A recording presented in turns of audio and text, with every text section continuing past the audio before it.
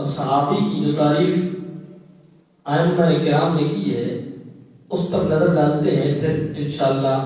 اصحاب پیغمبر کی عظمت و شان کے حوالے سے گفتگو کریں گے۔ بہت بڑے امام ہیں محمد بن اسماعیل بخاری، جن کی کتاب ہے بخاری شریف حدیث کی، حدیث پر بھی ان کی ایک کتاب ہے بخاری شریف، اور ایک امام بخاری کی تاریخ ہے جسے تاریخ بخاری کہتے ہیں۔ اس کے علاوہ بھی بیسیوں کتابیں ہیں حضرت امام بخاری کی، بہت بڑا امام ہے۔ آپ فرماتے ہیں کہ جو مسلمان نبی اکرم صلی اللہ علیہ وآلہ وسلم کی صحبت میں رہا، یا اس نے میرے کریم نبی صلی اللہ علیہ وآلہ وسلم کے چہرہ انور کی زیارت کی، ہم اس کو صحابی کہیں گے۔ حضرت امام بخاری فرماتے ہیں جو حضور کی صحبت میں رہا، یا اس نے چہرہ بطحا کا دیدار حالت ایمان میں کیا، تو ہم اس کو صحابی کہیں گے۔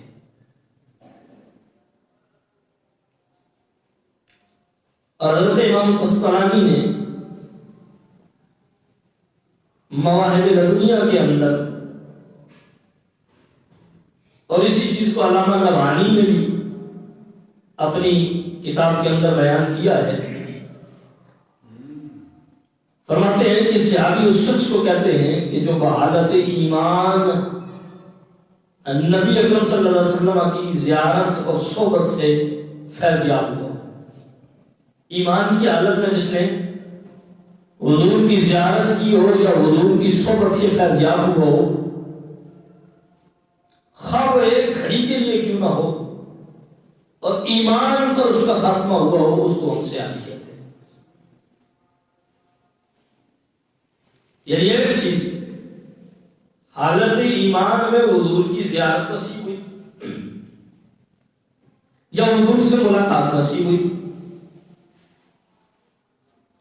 اور پھر دوسری شرط یہ کہ اس کا ایمان پر خاتمہ ہوا ہو، وہ صحابی ہے۔ خاتمہ بالایمان اور حالت ایمان میں زیارت مصطفیٰ یا حضور سے ملاقات کا شرف حاصل ہوا ہو تو وہ صحابی ہے۔ اب یہاں پر بعض لوگوں نے یہ تعریف کی تھی کہ جس نے حالت ایمان میں حضور کے چہرے کی زیارت کی ہو اور ایمان پر خاتمہ ہوا ہو، وہ صحابی ہے۔ اس تعریف میں وہ لوگ نہیں آتے تھے کہ جو نابینا تھے،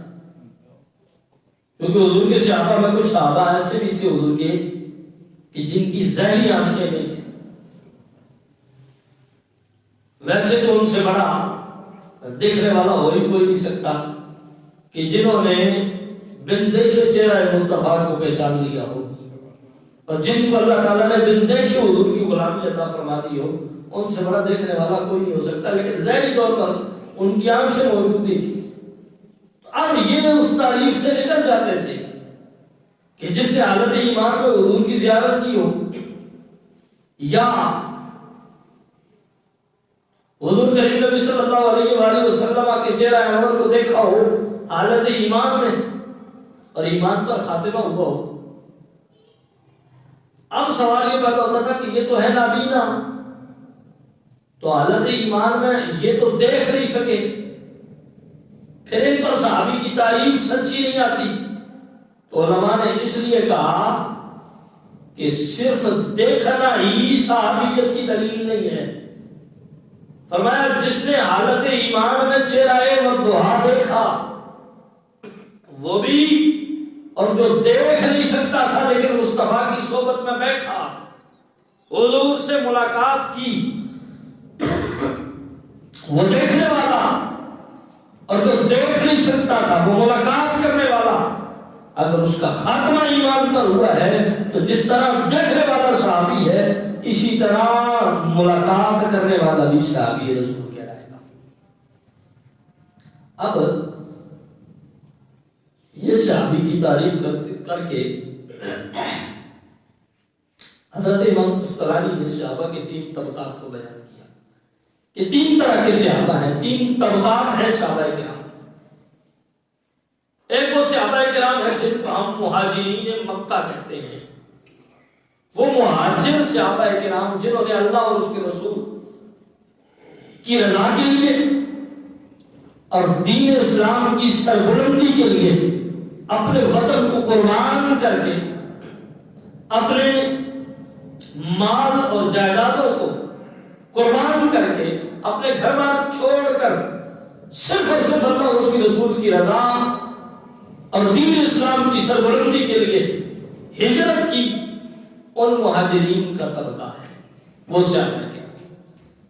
اور دوسرے وہ صحابہ کرام جن کو انصار مدینہ کہتے ہیں، انصار صحابہ کرام کہ جنہوں نے ان مہاجرین کا استقبال کیا، ان کی مدد کی اور ان کے ساتھ ہر قسم کا دینی اور دنیاوی لحاظ سے تعاون کیا، وہ دوسرے انصار صحابہ کرام ہیں۔ اور یہ صحابہ کرام کا دوسرا طبقہ ہے، دوسری قسم ہے۔ امام قسطلانی فرماتے ہیں تیسرے صحابہ وہ ہیں کہ جو نہ تو مہاجرین میں ہیں اور نہ انصار میں ہیں، لیکن فتح مکہ کے روز انہوں نے کلمہ پڑھا، کلمہ پڑھ کے مسلمان ہوئے، تو وہ بھی صحابی ہیں۔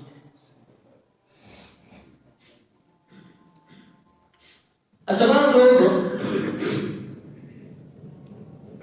اس چیز کو ماننے کے لیے تیار نہیں، وہ مہاجرین کو صحابہ تسلیم کرتے ہیں، انصار کو صحابہ کرام تسلیم کرتے ہیں، لیکن جو فتح مکہ کے دن یا فتح مکہ کے بعد اسلام لائے، ان کو کہتے ہیں وہ صحابہ نہیں ہیں، وہ طلقاء ہیں۔ یہ علماء کی اصطلاح ہے، وہ سمجھتے ہیں، وہ کہتے ہیں وہ صحابی نہیں، وہ طلقاء ہیں۔ حالانکہ انہیں سوچنا چاہیے کہ امام قسطلانی بہت بڑا امام ہے، اپنی کتاب مواہب لدنیہ کے اندر علامہ نبہانی نے فضائل صحابہ پہ کتاب لکھی ہے۔ علامہ نبہانی اپنی اس کتاب کے اندر یہ بات لکھتے ہیں کہ صحابہ کرام کے 3 طبقات ہیں۔ انہوں نے یہ نہیں کہا کہ 2 طبقات صحابہ کرام کے ہیں اور تیسرا طلقاء کا ہے، بلکہ انہوں نے کہا تینوں طبقے صحابہ کرام کے ہیں۔ پہلا وہ جو مہاجرین مکہ ہیں، دوسرے وہ جو انصار مدینہ ہیں، اور تیسرے وہ جو فتح مکہ کے دن اسلام قبول کرتے ہیں۔ اور یہ چیزیں ان کے اندر رکھنی چاہیے کہ ان کے مدارج میں کسی کا دوسرے سے مقابلہ کوئی نہیں۔ اب یہ کوئی کہے گا کہ سارے صحابہ درجے میں ایک جیسے ہیں، تو یہ ایسا نہیں، اس لیے کہ حضرت ابوبکر صدیق کا مقام اور ہے، حضرت عمر فاروق کا مقام اور درجہ اور ہے، حضرت عثمان غنی کا مرتبہ اور مقام کچھ اور ہے، مولا علی کی شان اور مقام کچھ اور ہے۔ اسی طرح وہ جو 10 عشرہ مبشرہ جن کو 10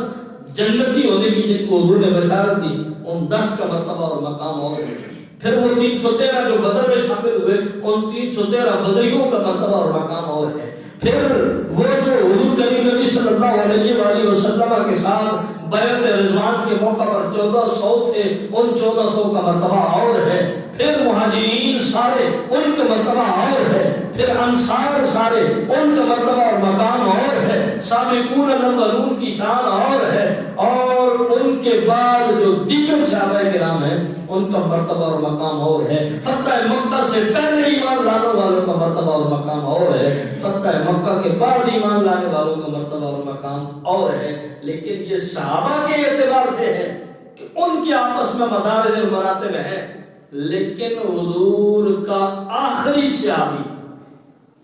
بات کو سمجھیے گا، حضور کا آخری صحابی جس نے صحابیت کے اعتبار سے، یعنی جس نے سب سے آخر میں کلمہ پڑھا، کلمہ پڑھنے کے اعتبار سے وہ صحابی آخری صحابی ہو، یعنی اس کے بعد حضور کا وصال ہو گیا، وہ صحابی جس نے سب سے آخر میں کلمہ پڑھا، وہ صحابی بھی اگر ہو تو اس کے قدموں کے ساتھ جو لگنے والی مٹی ہے غوث اعظم بھی اس کا مقابلہ نہیں کر سکتا۔ صحابی کی شان ہے یہ صحابی کا مرتبہ اور مقام ہے۔ اور